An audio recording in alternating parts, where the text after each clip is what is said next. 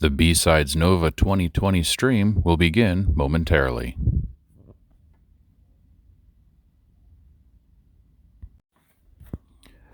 The BSides NoVA 2020 stream will begin momentarily.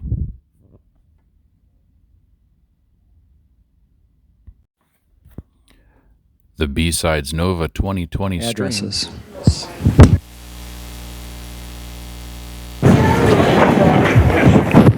Audio check. Can y'all hear me in the back? All right. Oops.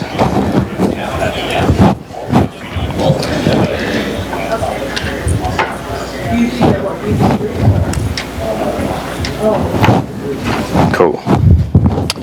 All right. Welcome to Voight-Kampff for email addresses, quantifying email address reputation to identify spear phishing and fraud. I'm Josh Kamdjou. Before we begin, real quick, we're going to do a live demo at the end of this where we look up email addresses submitted by you guys, and we're going to dig into the reputation of those addresses and discuss that. So I have my Twitter handle up here. If you want, just hit me with a DM with an email address. Don't send me anything sketchy or like that you don't want up on the big screen, because it's going to go up on a big screen. And we'll do that at the end. So while we do that, we'll get some submissions in. Who has heard of email rep? Okay. Who has used email rep? Okay. Who has coronavirus? Okay. Get this guy out of here. Get this guy out. All right, cool.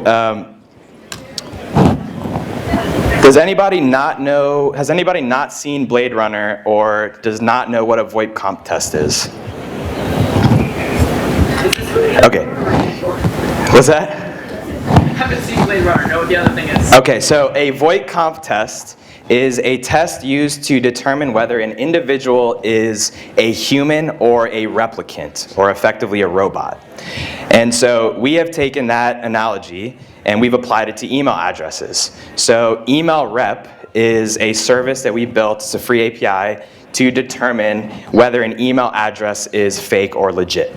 So that's the analogy, and that's what we're going with today. So some quick background. So I'm the founder and CEO of Sublime Security. In the past, I've done mostly a bunch of government work, a bunch of pen testing, spent some time at NIST, went to UMD for computer science, did martial arts growing up my whole life, and played a lot of Halo growing up too. So, quick outline. We're going to discuss the background and motivation for building this service, why it's important to us. That'll be quick. We'll discuss what email reputation is and why it's important, why you might care about it. And then we'll do a technical deep dive. So this is where we'll spend most of our time. And our goal here is to basically give you the tools to rebuild this service from the ground up if you want to. So discuss how we built it, all the inputs and everything like that. We'll discuss some of our future work. And we'll do a live demo, like I said. Hopefully we get some submissions. So let's talk about our motivation for this. So at Sublime, we're building an open, adaptable email security platform. So we have a query language that lets you define attacker behavior. Whenever a message comes into your environment, we are tokenizing it, we're creating a data model, and we're enriching it. We're using enrichments like domain enrichments, blacklists, reputation, IP address reputation, file reputation, malware scanning services. And we asked ourselves, what about email addresses? Why isn't anybody doing anything for email addresses? Ian Thiel once said, when someone's accused of a crime, you look at the person who committed the crime, their prior history, who they are, not just the crime itself. So why in email security are we only looking at the message? We're not looking at the history of the sender. And so that's the motivation here, is why aren't we looking at the sender more? So what is email rep? Email rep is a service, free API, to query email reputation and report bad behavior. So we have a sample output here on the right. It's pretty simple, pretty straightforward. And we'll go through like all these different things here in the output and dig into exactly how we determine these things and why they're important. So at this point, you're probably asking yourselves, what is reputation? So we'll define reputation. It's the overall quality or character as seen or judged by people in general. The overall quality or character. Okay, so what is email reputation? It's the overall quality or character of an email address as seen or judged by internet history and activity. So we'll dig into that. We have 4 different reputation levels here. We have no reputation, ranging from none to high. If you have no reputation, generally means you're risky. We can't associate you with a real person. It doesn't mean that you're bad. Just want to be clear about that. It means that we cannot definitively say anything about you being good. And then we have, low, medium, and when you get to high, that means that we've seen a lot of good behavior, a lot of good history, and no bad history, or at least no bad recent history. And we'll talk about the distinction there and why that's important too. So why now? Why does this matter now? So I don't have to tell you guys that phishing is a fucking problem. It's a big problem. It's on the rise. Phishing defense is hard. We are building an email security platform, and attackers are getting more sophisticated. They're passing SPF, DKIM, DMARC, and legit companies are failing these things. And so it's difficult to rely on these technologies themselves to protect us. So we're looking for new ways to algorithmically determine whether a message is phishing or not. And for free email providers, there is no domain reputation to go off of. So that's just another lack of input that you have when making a determination for whether something's a phish or not. So we'll discuss, there's 2 primary use cases in the phishing defense space that we're going to talk about. This talk is heavily focused on the phishing defense application of email reputation. And the first use case is when new email addresses are created to conduct a campaign. This is the use case that email rep is really good at. There are a variety of reasons why this may happen.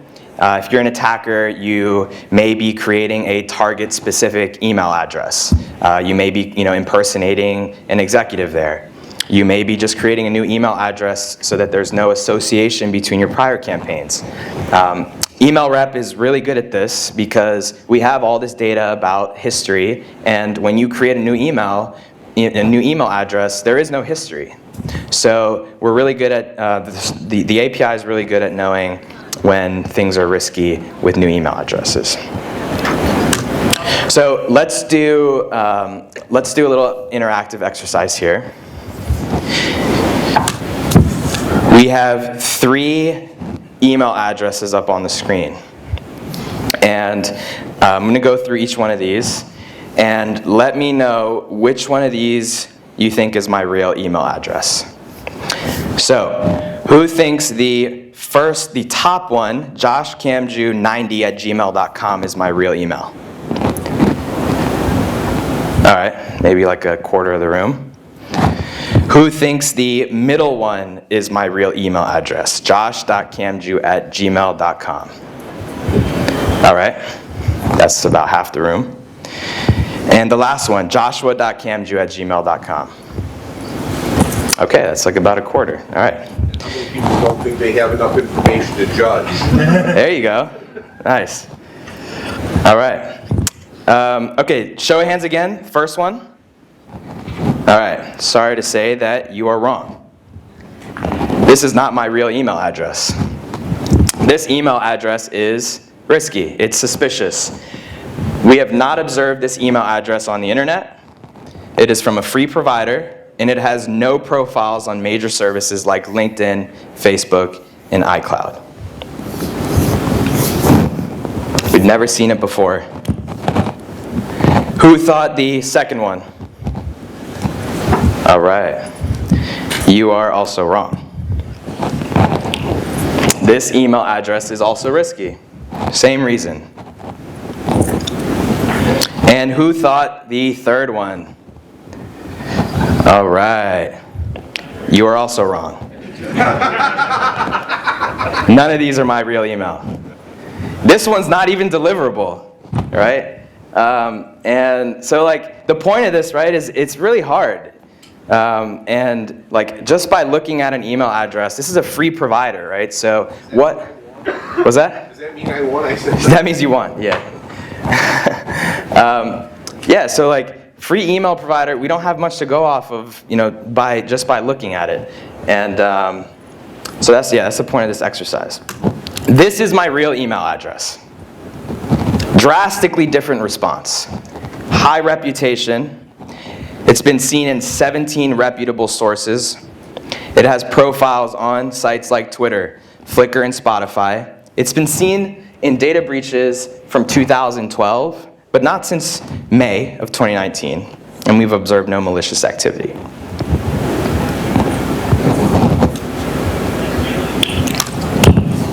All right, use case number 2. So this use case is a lot more difficult. This is when an email address has been taken over. So it's a legitimate email address, it's been taken over by an attacker, and it's being used for malicious purposes. The reason this is more difficult is because it's a high reputation email, and it is being used maliciously temporally in a specific point in time. That user may get their, retrieve their credentials or like recover the account or whatever. So it's a lot more difficult to know temporally when something is bad. We'll talk about how we're addressing this through the community reporting and like all these other different ways. And so yeah, we'll get to that. All right, technical deep dive. So this is the meat of the talk. Okay, inputs. Positive inputs. Social media profiles. We talked about with my email. We had Twitter, LinkedIn, all those other ones.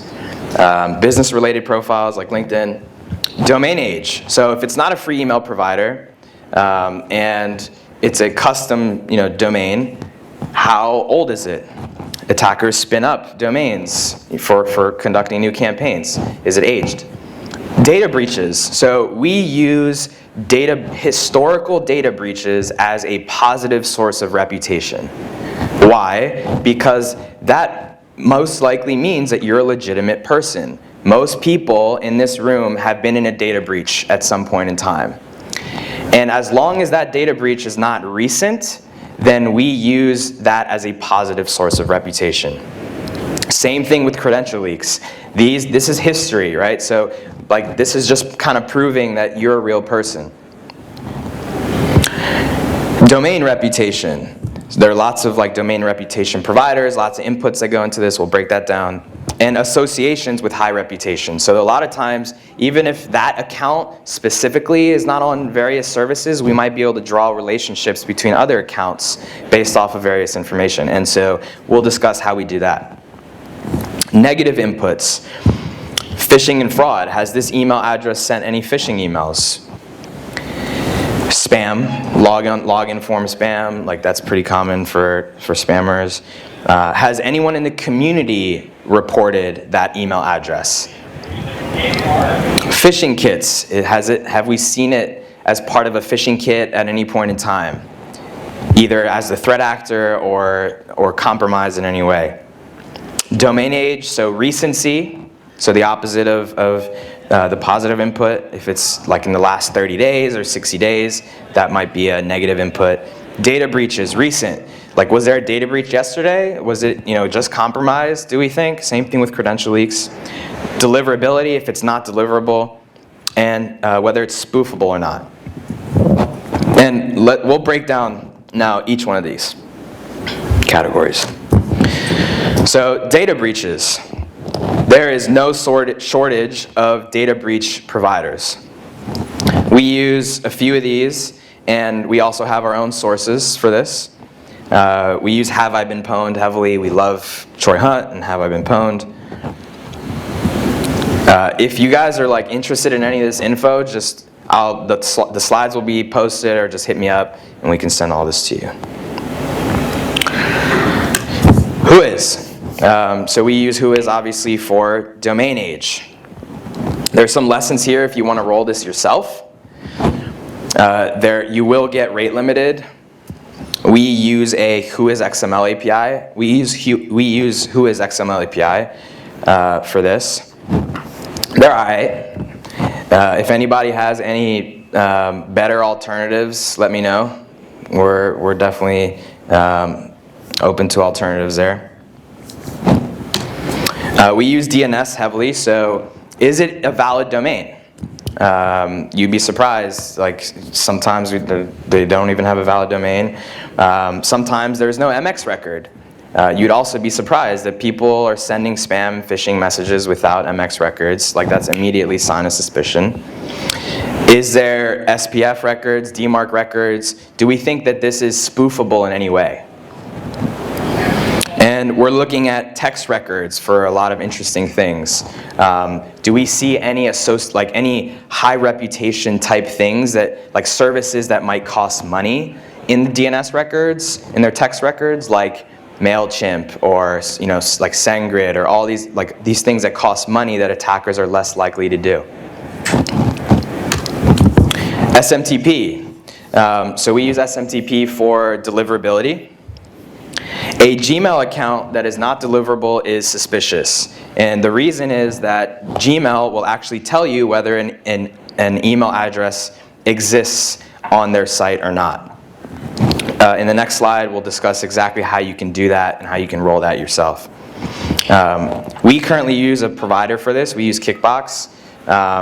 And the reason is that there's just a lot of challenges in rolling your own. Eventually, we'll put more time and effort into like fully supporting our own here to reduce our costs.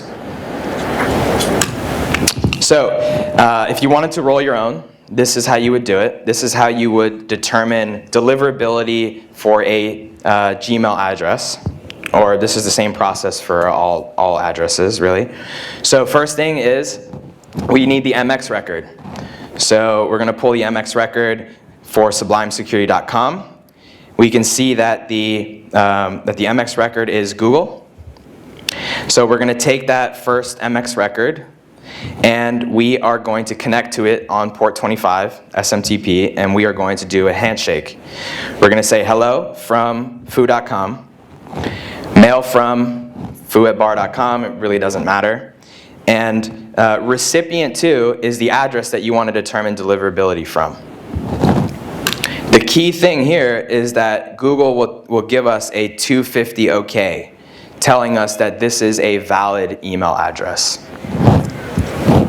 So what does this look like when it is invalid? We get a 550. The email account that you tried to reach does not exist. So you can do this for most providers. The only challenges are that, well, there are a bunch of challenges here. So gray listing, IP blacklisting, rate limiting. There's some challenges with SSL. There's some undetermined behavior by some gateways. So Microsoft will literally just return a random result like 1% of the time. So you kind of have to know ahead of time or do your research or run some tests to know what the behavior of these gateways are and how to do that reliably. Domain reputation. So a lot of domain reputation services for this, or you could try and build your own. We use WebRoot. Domain Tools is good, but they're pretty expensive. We use a couple of these.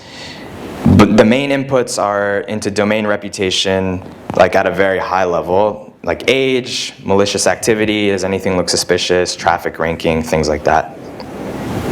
Lots of services that you can use for that. Front-end stack. So if it's a custom domain, is there anything that we can learn from what's running on their website? Are there any ad trackers running, like Google Ads or Facebook, like GTM, Google Analytics? Have they optimized this site for SEO? Like, those are things that a real person or real company might do that an attacker probably isn't going to put in the effort to do. So we're just trying to learn as much as we can really about this domain or this email address. There are some services that you can use for this. Wapalizer or Built With, they'll literally tell you like what's running on their site, and you can use that as inputs. Site profiles. So this is a big one. We do this in 3 ways. We have a bunch of automated OSINT techniques that we've built.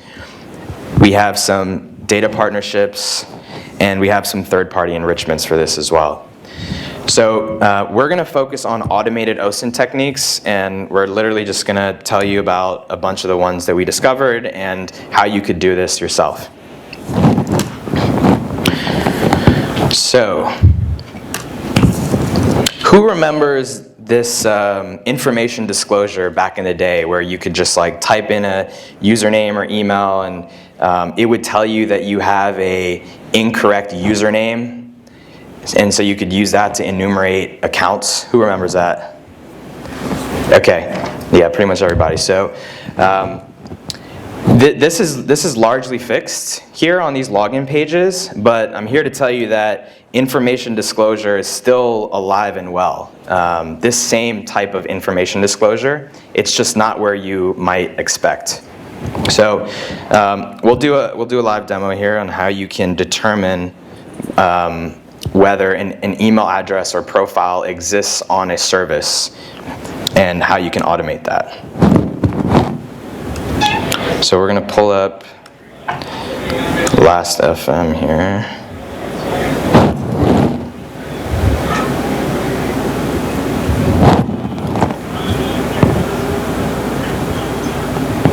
Nice. All right. So, all right. So, instead of going to the login page, we are going to go to the join page. All right, and we are going to. Actually, we can skip that. Boom. That email address is already registered to another account. So, how do we automate this? We're going to pop open DevTools to the Network tab. I'm going to reload the page. We're going to type in email address again. We're going to, fuck.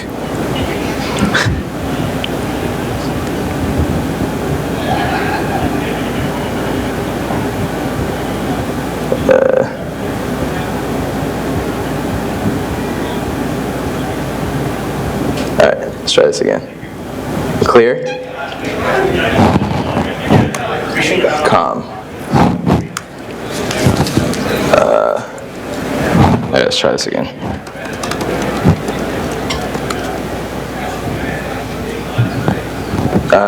Okay. XHR. Boom. Validate. So this is just an API call. And we can see that the response is that email address is already registered to another account. So, so that's how we do this for Last.fm.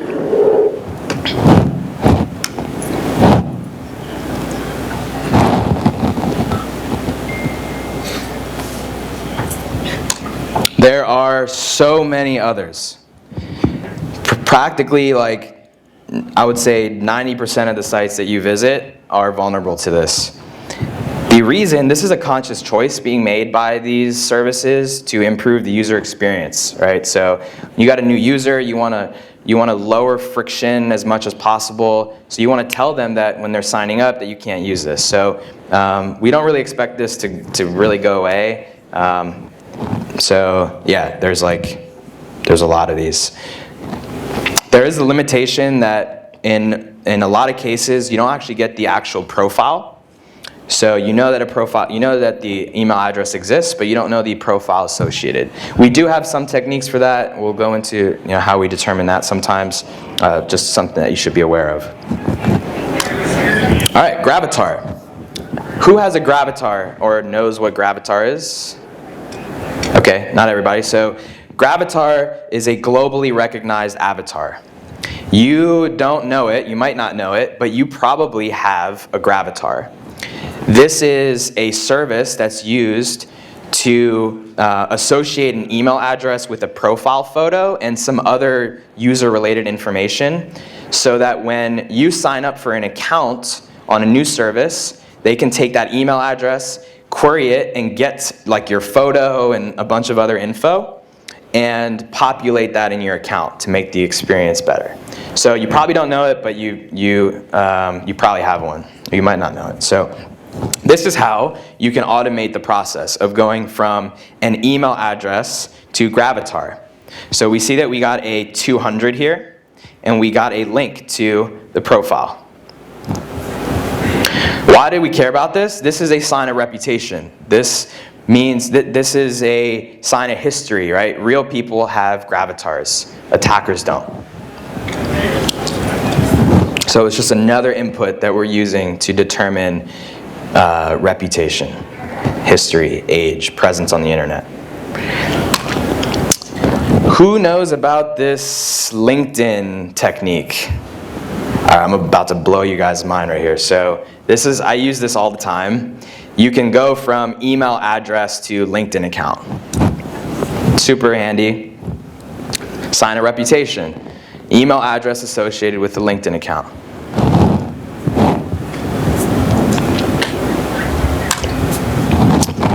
Web crawling. So this is a non-trivial thing. Web crawling is a pain in the ass, but it's a necessary component of a reputation system. So there are 3 components to this. Ingest as much data as humanly possible, and tag that data, create, ingest that in a smart way. Draw relationships between disparate data sources and profit off that. So we are going to go through an exercise together on how we would do this to build out some graph relationships. So we're going to start off with LinkedIn. Let's say that we have a LinkedIn crawler. There are lots of open source ones on GitHub and whatnot. And we are crawling LinkedIn and we come across this handsome guy's profile. So we are going to extract entities from this profile and start building our graph. So we'll do this together. So I'll start us off. The first entity that we're going to extract is full name, Ian Teal. All right, what's the next one? Somebody. Say again? Company. Sublime Security. Location. Greater New York City. School. One more. And the connections. Connections. Very good. All right, so we're starting to pull all these pieces of information together. I'll add one more. Image. Maybe he's using the same image, right? So we'll take a hash of that image, and we'll throw this into a graph. So we have a central node. We have a node in the center. This is the LinkedIn profile entity. We're going to give it an ID, and we're going to associate all these entities that we were extracting to that ID, to that profile. So we're just drawing edges, right, in this graph. Twitter. Let's do the same thing. I'll start us off. Username, @Ian Teal. Let's get another one. His picture. Picture, okay. We'll take a hash of the picture. Very good. He went to ShmooCon. All right. His display name, Ian Teal, will be at Shmoo. Location. Birthday, location. Very good. All right. You guys get the point. So extracting entities, throw it in a graph, same deal. We'll do it one more time with Gravatar. What do we got? Profile photo. we'll take a hash of that. We got full name, same name. We'll throw that in a Gravatar graph. Okay, so we talked about images and we talked about hashes. The hash that we're used to seeing as security people is a cryptographic hash function. The definition of that is a small change to a message should change the hash value so extensively that the new hash appears uncorrelated with the old hash value. So small change in the input source results in a large change in the output hash. So when we're talking about building graph relationships, that's actually the opposite behavior that we want. We have, when you're on different services, they are normalizing that photo. Maybe they're resizing them, maybe they're adding a tint, or maybe they're creating a circle or whatever. And so that is going to change this photo slightly such that the MD5 or the cryptographic hash is going to be, like, you're not going to be able to correlate those. So what we actually want to do is use a perceptual hash function. So this is effectively the opposite behavior of a cryptographic function. We want small changes to the input source to result in small, if not immeasurable, changes to the output hash. So when we're talking about just resizing and whatnot, those shouldn't really change the hash value, the perceptual hash value. So that's actually the type of hash that we want to use here. So let's do this. Like let's start drawing. Let's see what we can do from here. So we'll start off with an email address, right? We have our Gravatar technique, and we're going from email address to profile photo. That's part of this Gravatar output, right? We'll take that photo, we'll do an MD5, and we'll do a perceptual hash. That's the bottom average hash technique. We're going to do the same thing with Twitter and LinkedIn. What do we see here? In the top three, we have the three MD5s, which are completely different, and the bottom three look almost identical, if not identical. So what we can actually do here is subtract these perceptual hashes from one another to get a distance. So Ian's Gravatar to Twitter distance, we saw that the MD5s were completely different. There's actually a 0 difference from perceptual hash. So these are effectively the same image. And for Twitter and LinkedIn, we only have a difference of 3. So that's pretty small. All right, so you can see how this might start to come together. So let's fill in our graph. So we're going to throw in the perceptual hash to this LinkedIn graph. We're going to throw in perceptual to Twitter. And we're going to throw in perceptual to Gravatar. All right, what do we do now? We got all this data. We got all these lines. Let's start drawing some relationships. So if we, in our graph, if we can set a distance, an acceptable distance threshold for perceptual hashes, then we can start drawing relationships even amongst not identical perceptual hashes. So we can easily do like identical ones, and we can use a distance threshold to do like really similar ones. So we're starting to draw relationships here between different profiles now, different services. We can take that further, maybe some confirmation for us that, okay, this is the same username. That makes me think like we're on the right track here. This is the same display name, right? And let's take a look at what we have just done. We went from an email address to a 9-year-old history on the internet. This email address is associated with a Twitter account since 2011. That is a high source of reputation.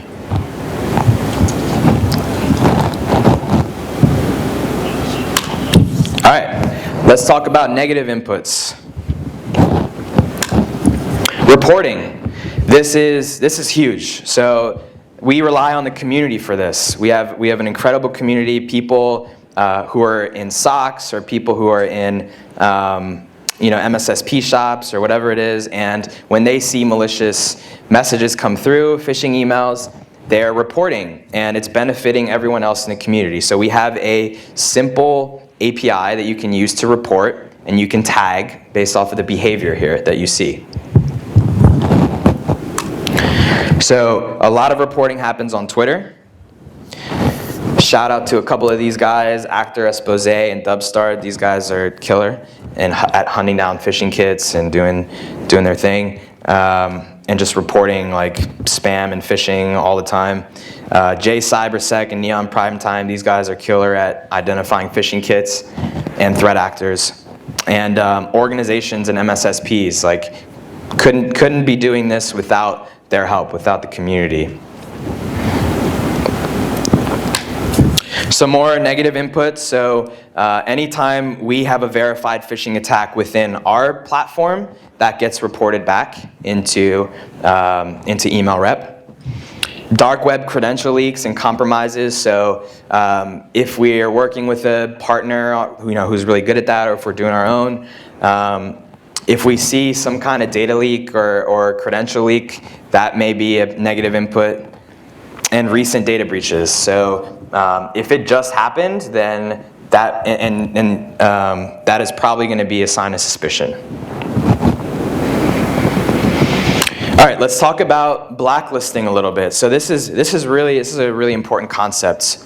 So the thing I want to emphasize is that temporal badness is key. When it comes to email addresses, especially those associated with people with high reputation, you cannot just blacklist an email address, right? Because that is associated with a person. So you have to be very careful as to how long you say something is suspicious for, and expire that based off of the activity. So if you continue to see more and more malicious activity, maybe you have like an exponential decay for like blacklisting or whatever it is. Lots of things that you can do there. Tags are a critical input into this. So a threat actor tag, we actually probably will never expire that, because that is someone telling us that that this is the threat actor's email address. It will never be used for good. Whereas account takeover, okay, this is associated with a person, we're going to expire this, right, unless we see more activity. All right, so what do we do with all this information? We're going to synthesize all these different positive and negative inputs, and we're going to assign weights based off of how difficult it would be for an attacker to fake that data. So we talked about that Twitter account with 9 years of history. That would be difficult to fake. Data breach 5 years ago, probably even harder to fake. Like, yeah, so we're looking for, we call this like proof of reputation, right? And if you can like just spin up an account, that's going to be it's going to be a lower weight into the reputation score. All right, let's dig into some like interesting data insights here. So requests, these are email rep requests by profile for the last 90 days. So we can start to draw some trends and like what actually might constitute suspicious profile behavior. So we can see that like this second one down, 49% of email addresses that only have a Pinterest account come from Tor. Like, what is up with that? Like, that's super weird. We call this the trio here. So Pinterest, Twitter, and Spotify, 51% coming from Tor. Like, super weird. So we can start looking at like activity like this and use that as inputs into what might actually be like a suspicious address. Free email reputation, or free email provider distribution. So this is just like kind of interesting that 62% of free providers that are queried have high reputation. 22% have no reputation. This is the obligatory Russia slide. I don't know, it's just kind of interesting that Russians are using so much FreeBSD and OpenBSD to use this API, whereas like no one else is. What the fuck is up with that? I don't know. Abuse. We get a lot of abuse. Sometimes a wise man once said that sometimes free just ain't free enough. That was me, I said that. This is what abuse looks like. On January 12th, that's probably our biggest interval of abuse. Active IPs, that's the key thing here. So we have rate limiting by IP, and this guy was literally rotating IPs every 2 requests. He had like almost 100,000 IPs. Requests by country, so during this interval, like they were pretty much all exclusively coming from South Korea. We were basically getting no requests from South Korea at the time. So we could literally just block South Korea if we wanted to, and we'd be fine. Not saying we did that or anything. Countermeasures. So the big thing that we do to counter this is we profile the abuse. So we have some ways of profiling that I'm not going to discuss on here because I don't want to rebuild those. And when we determine that there is abusive behavior, instead of, sometimes we will like 403 them, drop the request, but most of the time we'll just serve them fake data. We'll tell them, we'll serve a random result, we'll tell you that there's 20 profiles associated with this email, or there's none. And so the impetus there is like, you don't know what the fuck you're getting, so if you're gonna abuse the service, good luck. Good luck knowing what's real. We had to reduce the unauthenticated limit because costs were really high for us. Gray noise has been a super helpful resource for us. So a lot of these IPs that were being used were compromised boxes. And it was effectively a botnet. And Gray noise is really good at knowing like when those things were malicious, basically. And anomaly detection. So prepare yourselves for anomaly detection. Don't ask me what this does. If you want to know, just go ask Ian. He's sitting up here, and he can explain it to you. But effectively, and we'll give you the slide if you want it. We're just looking for anomalous activity within the last hour, basically.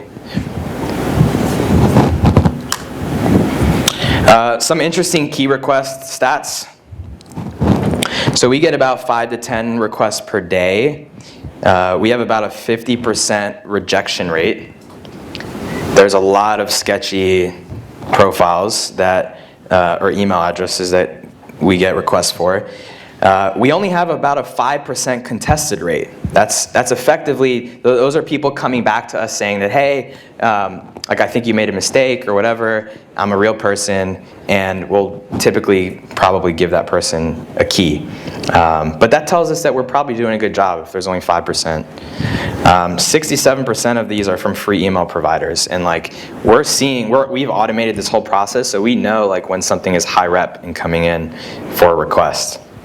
So we have a principle at Sublime where we only use humans at the part of the process where they can add the most value. We try and automate everything else. So for the key request approval process, this whole thing is automated. Does anyone know what Zapier is or use Zapier? All right, Zapier is the shit, and everyone should be using it if you're not. to automate like anything. If you're having to like spin up services or like build like small automation things, you can probably do it in Zapier and it'll probably save you a lot of time. So we use Zapier heavily for that. So we have a CAPTCHA on email rep on the key request page. We have a post that will hit Zapier with the email that's requesting. The first zap will hit email rep back for the reputation. It will check our Slack channel for duplicates to see if that email address has requested a key before. Then it will post the email rep to the Slack channel. So we'll have all the results of email rep there. And then we have a second zap that's listening in on that Slack channel for emoji reactions to that post. A thumbs up means that they're good and they've been approved. And that kicks off another workflow that will generate a key and send an approval email. An X will send them a rejection email. So it literally takes like a few seconds for us to do all this. This is what it looks like.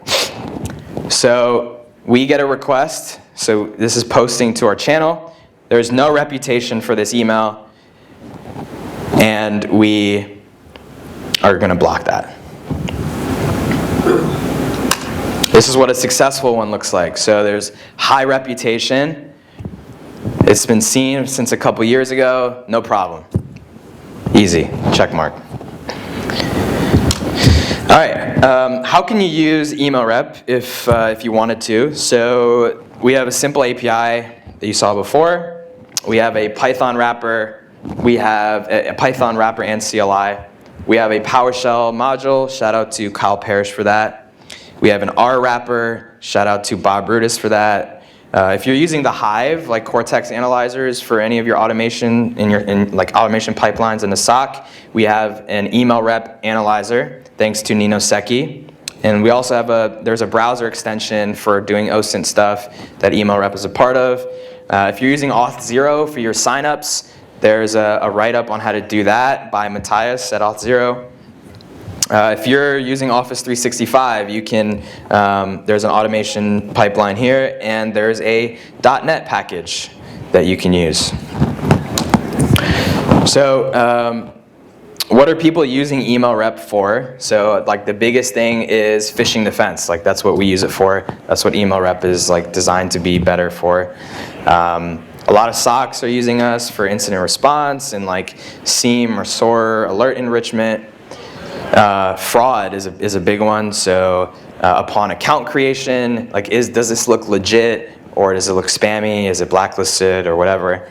Red teams. So like when you're enumerating or you're trying to conduct some campaigns, trying to discover target email addresses and the profiles associated with them, so you can conduct which email address to target, and B, maybe that'll give you some ideas on phishing templates. Like if you know they have a Twitter account, maybe send them a Twitter password reset phish or something.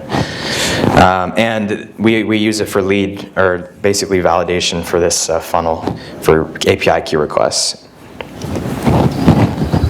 We got a lot of stuff planned, so improving the account takeover use case is the primary one. So that's going to be a lot of like community engagements. It's going to be trying to get more data sources on credential leaks and spam and phishing campaigns. There are a lot of insights that we can start to draw here, and there's some opportunities to apply some machine learning stuff there. We'll be releasing other free APIs, so we're like very open and community driven. So the next one that we're building is a logo recognition API. So that's basically a model for determining what company logo is potentially being impersonated. We're in early access for that. If you want to try that out, let me know. And reduce costs. So like this thing, we never really built this with the intent to like make it so open. It was built for our own purposes internally. So now that like a lot of people are using it, we have a need to reduce the cost significantly. So it's pretty expensive for us right now. We have a lot of like plans for how to reduce those costs. Hit me up if you have breach data or a login API that we could use instead of having to bang against your like sign up page. We'd love to just use an API if that's possible.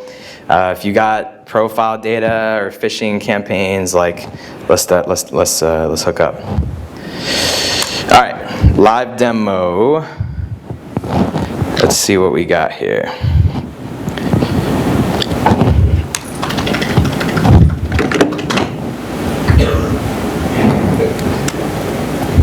Any well, let's just do this first.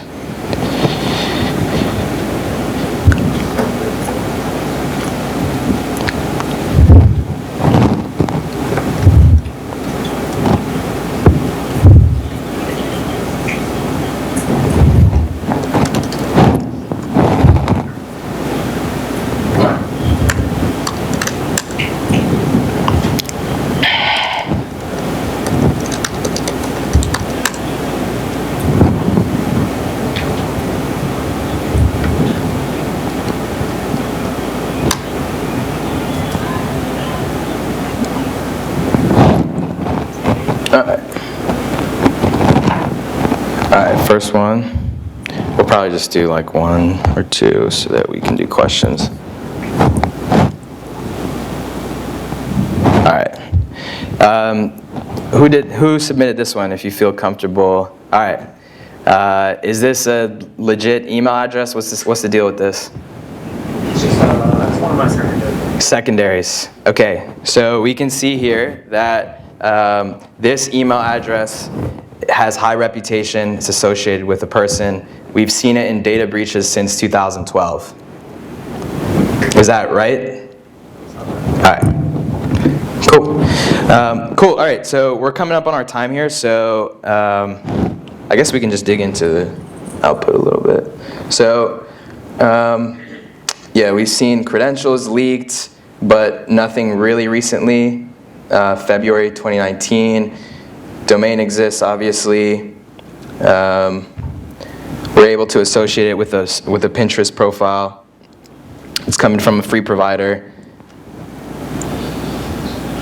So yeah. All right, cool. So let's do questions because we only have a couple minutes. Yeah, please. How do we determine the weights is the question. Yeah, that's a good question. So we will go and create accounts on these services, and based off of the level of scrutiny given to us while creating an account, so is there a, do you require a phone number, like a legitimate phone number? Is there a, do they accept VoIP phone numbers, or does it have to be a legit number? Is there, like, are there, what's scrutiny basically? Do they allow signups from VPNs? Age is a big one, like Twitter age, or how long it's been. So basically the difficulty of faking the data. More specifically though, you said you have positive factors and negative factors. How do you put the weights of those? Like, if you're going to determine something, this is sketchy address. You said you have things that are common for sketchy addresses and things that are common for good addresses. But there's some function to put them together into a number. I was wondering how you fit this. Yeah, so it's not that rigorous. So we have a large quantity of malicious email addresses, like things that we have seen conducting malicious activity, and we have a large data set of things that have not. And we look at the criteria in both, like what profiles do those have, what are the ages, and we try and assign weights off of those. Makes sense? Yeah. 2 quick easies. One, how do you, since this is expensive to do, how are you going to monetize it so it can continue? And 2, have you considered either creating an email client or a plugin for like Outlook, just as an example, so people can buy this as the more secure browser so that it can actually do the reputation check on emails on the fly? Yeah, so good question. So the first question was, because this is expensive, how are we going to monetize it? So we don't really have, like, we never built this. We still don't have intent to monetize this. We're trying to just basically get this down, like anyone that wants really high volume, we just give it to them at cost. So Sublime, the phishing defense platform, is our main thing. So like that's the big thing that we're building. So that's how we plan to like sustain ourselves and everything like that. And the second question was, why don't we build a mail app, basically? It's not why don't you, it's like, could you maybe? Yeah, okay, so we have considered building like a Chrome extension or like an Outlook plugin so that when a message comes in, it shows you like a little green check mark that it's high reputation or something like that. We just haven't had the cycles to do that. Got it. Yeah. Definitely interested. Yeah. Please. Do you determine if an email address is from a free provider? So that's a good question. We've been collecting lists of free email providers, like from all over the internet, basically, and we're just like combining those, aggregating those, keeping an eye out for new ones as they pop up. There are some interesting things, like interesting techniques that can be done as well to... That's what I was getting at. Yeah, we should talk more about that, yeah. Yeah, go ahead. Have you looked at associating profile activity from eBay, since that is decades old, and if you're able to make that connection, you've got a built-in reputation there tied to financial activity as well? Yeah, so the question was, have we considered doing reputation checks against eBay? And I think eBay is vulnerable to this information disclosure, and we just haven't built that yet, but that would be a great one because if you can determine the profile associated, then there may be account history, there may be purchases, and those are very high sources of reputation, so that's a good one. Do we have time still? Or? 4 minutes, okay. Any other questions? Sweet. What's that? What's your limit? What is our limit? Daily usage. Yeah, so, oh shit, I almost forgot. We got special keys for you guys today. Thank you for reminding me. You're welcome. Just a quick review here of what we talked about. Okay, emailrep.io/NoVA. This will be up till the end of the day today, and this has double the free limit that is currently out there. The current free limit is 50 requests per day. This will give you 100 if you make a request through here. Thank you. Yep. All right, anything else? All right, thank you guys so much.